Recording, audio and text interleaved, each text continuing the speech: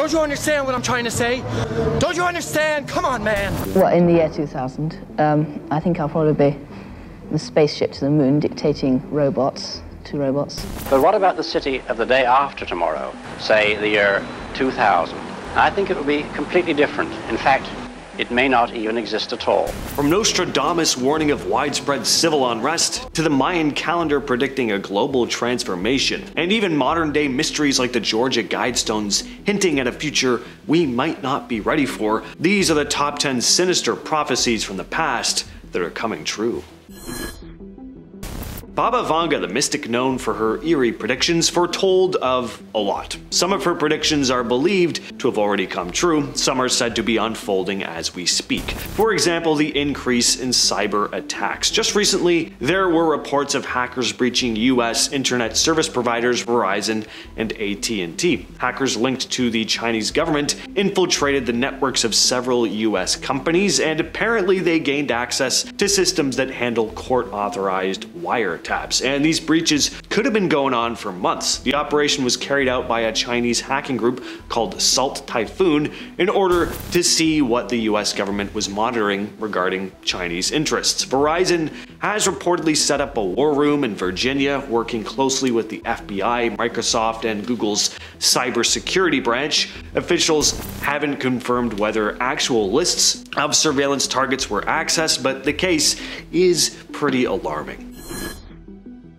Here's a piece from the Bible, 2 Timothy chapter 3 verses 1 through 5. In the last days, men will be lovers of themselves, lovers of money, boastful, haughty, blasphemers, disobedient to parents, unthankful, disloyal, having no natural affection, not open to any agreement, slanderers, without self-control, fierce, without love of goodness, betrayers, headstrong, puffed up with pride, lovers of pleasures rather than lovers of God, having an appearance of godliness but proving false to its power. Now, even leaving any religious stuff aside if you want, there's a lot of people that really scream this prophecy, don't they? I'm looking like at the Andrew Tates of the world. Obviously, people like this have always existed, but I think with the internet, it's now allowed these people to like gather and just have more kind of an influence on the world, and that's a pretty scary thing.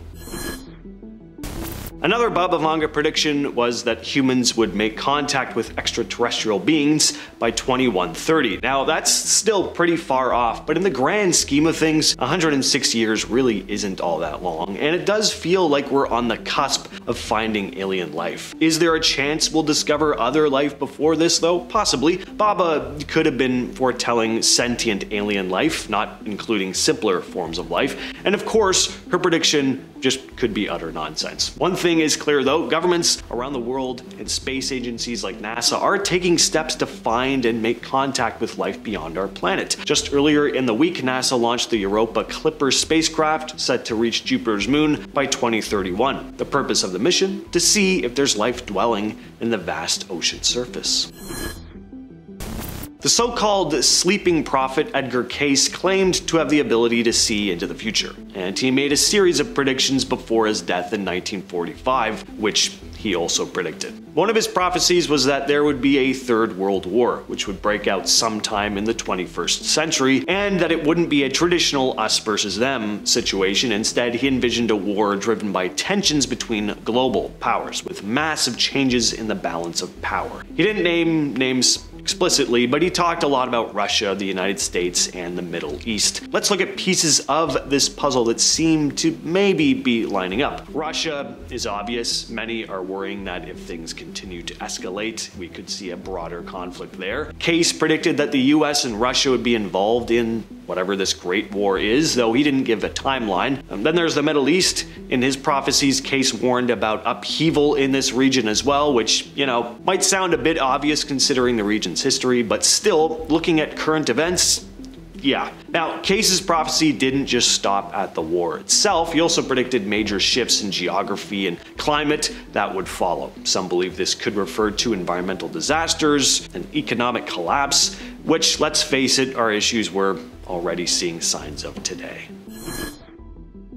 Alright, moving on to a prediction that's more grounded in numbers and science. Heinz von Foerster wasn't a supposed psychic, but rather a serious scientist, a cybernetician to be exact, who co-wrote a study back in 1960 on overpopulation. Foerster used a mathematical formula to predict the future of human population growth, and the conclusion wasn't very optimistic. According to his calculations, if birth rates kept rising at the same pace, the world population would reach dangerous numbers by November 13th, 2026. Very specific. In other words, if nothing changed, we'd have a planet full of people with no space left. He warned that if we didn't curb those birth rates, our great-grandchildren wouldn't starve to death, they'd be, quote, squeezed to death. With that many people, resources like food, water, and space would be stretched way beyond capacity. It would be less about a lack of food and more about being physically unable to fit everyone in a way that could allow for a decent quality of life. Now, I don't think things are as doom and gloom as he put it there, but there are some truths here. We're seeing issues starting to pop up. Cities are more overcrowded than ever, infrastructure in certain areas is struggling to keep up, and the strain on resources is growing. We're not in doomsday territory just yet, but the cracks are starting to show. Nostradamus is another reputed seer who made a ton of predictions about the future, some of which people have said are eerily accurate to events that would play out later. Every year, his prophecies are brought up again by people who really seem excited about the world ending. One thing Nostradamus foretold was a rise in catastrophic natural disasters. The dry earth will grow more parched, and there will be great floods when it is seen, he wrote. Some of Nostradamus's biggest fans are pointing to some of the recent disasters we've seen. There were a few big hurricanes this year, Beryl, Milton, and Helene, the deadliest hurricane to hit the mainland United States since Katrina in 2005. And over 1,000 people died in Afghanistan and Pakistan in 2024 thanks to flash flooding. Now, of course, natural disasters are natural. They're just part of life on Earth. They happen every year, but they're said to be getting deadlier and more frequent. So is Nostradamus's prophecy about deadly natural disasters being a sign of the end times actually unfolding before us? I hope not. Alright, if you've never heard of the Georgia Guidestones, listen up. So these massive stones erected in 1980 in rural Georgia are often referred to as America's Stonehenge. They had these inscriptions, 10 guidelines engraved on them in 8 different languages, which read like some kind of strange, almost ominous commandments for humanity's future. We still don't know for sure who paid for these stones or what their true intent was. The inscriptions, though, cover everything from maintaining world peace to protecting nature. One of the most famous guidelines says, maintain humanity under 500 million in perpetual balance with nature. 500 million people, which, when you consider that the current world population is over 8 billion, that number seems a little extreme. And that's just one of the guidelines. The others talk about protecting nature, warnings about global unrest, and the need to establish a new world government. Looking around today, a lot of the things they warned about are starting to feel a little relevant, especially when it comes to global unrest. The Georgia Guidestones were mysteriously destroyed in 2022 after a bomb went off at the site. We still don't know exactly what the situation was there. Next, let's talk about the fall of the Roman Empire. And it might not seem like a prophecy at first in the traditional sense, but stay with me. The Roman Empire, as you probably know, was the most powerful civilization in the Western world for hundreds of years, but eventually it crumbled. Why was that? Well, historians point to a mix of things: declining military strength, economic troubles, political corruption, and of course a series of invasions by barbarian tribes. Now, what's eerie is that some scholars and thinkers over the years have suggested that modern civilizations, especially in the West, are on a similar path. The philosopher Arnold Toynbee, who argued that societies rise and fall in cycles, said that just like Rome, great civilizations face a moment when they either adapt or collapse. Look at the debt problems in the US, Europe, and other major world powers right now.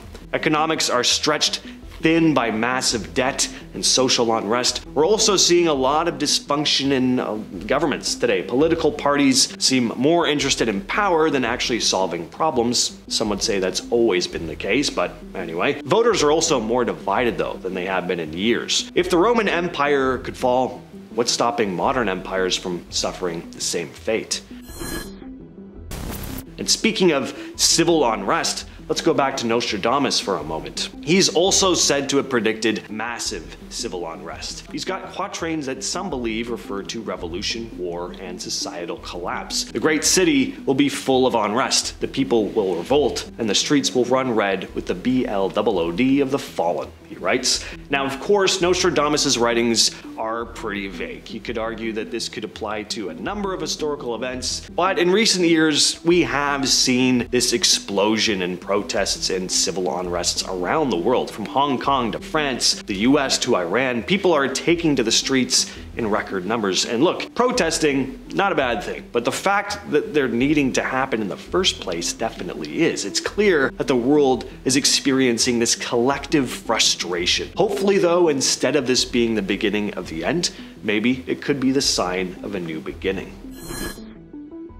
And speaking of new beginnings, let's look at the Mayan calendar. Yeah, kind of a retro talking point. What is this, 2010? Yeah, we all remember the Mayan calendar, 2012, end of the world craze, if you're old enough to remember it anyway. Back in the 2000s, everyone was freaking out that the ancient Maya had predicted the world would end on December 21st of 2012. Spoiler alert, we did not get apocalypsed on that day, but what if the Mayans weren't actually predicting the end of the world in a literal sense? What if they were predicting a transformation, a shift in human consciousness? I remember people even at the time thinking that this might have been what they were talking about. The Maya created this extremely complex calendar system that spanned thousands of years. The end of their long count calendar was December 21st of 2012, and it was seen by some as the end of a cycle. But the key word there is cycle, not necessarily the end of the world, but the end of an era and the beginning of something new, a transformation. Now, you could say in the years following 2012, a lot changed, and